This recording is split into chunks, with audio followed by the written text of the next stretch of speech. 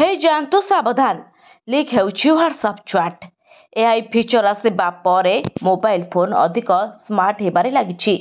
एले एही कारणरू कोटी कोटी यूजर्स को पई प्राइवेसी एबे विपद आड़कू गति करुछि। वर्तमान एहाकू अणदेखा करि हेबो नाही। निकटरे गूगल जेमिनी को एक अपग्रेड मिलिछि। एही एआई टूल आपणकर मेसेज फोन और व्हाट्सएप डाटा को मध्य सहजरे पढ़ी पारे। गत सप्ताह रे किछि एंड्रॉइड यूजर्स को गूगल पक्षरु एक ईमेल मध्य मिलिथिला।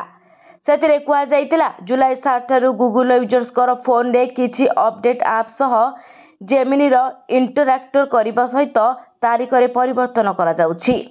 एही ईमेल गूगल पक्षरु कुआ जाइतिला खूब शीघ्र जेमिनी यूजर्स कर मेसेज व्हाट्सएप रो व्यवहार करिबारे सहयोग करिबो। निज डिवाइस रे जेमिनी ऐप रो एक्टिविटी को बंद करथिले भी एही सहायता मिलिबो। गूगल मुताबिक जेमिनी ऐप को गूगल रो एआई रो सीधा सड़क एक्सेस देई थाए ओ आपणकर चैट को अकाउंट रे 72 घंटा पर्यंत सर्वे करि पारे।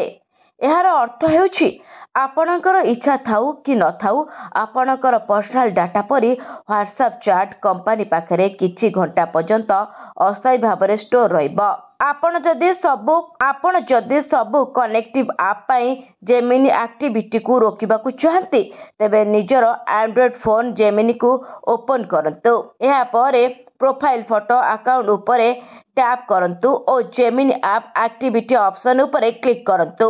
एहा परे एक नुआ पेज आसी जिवो जेउथिरे आपण को ए फीचर को बंद करिवार ऑप्शन मिलि जिवो। ब्यूरो रिपोर्ट न्यूज़ दुनिया।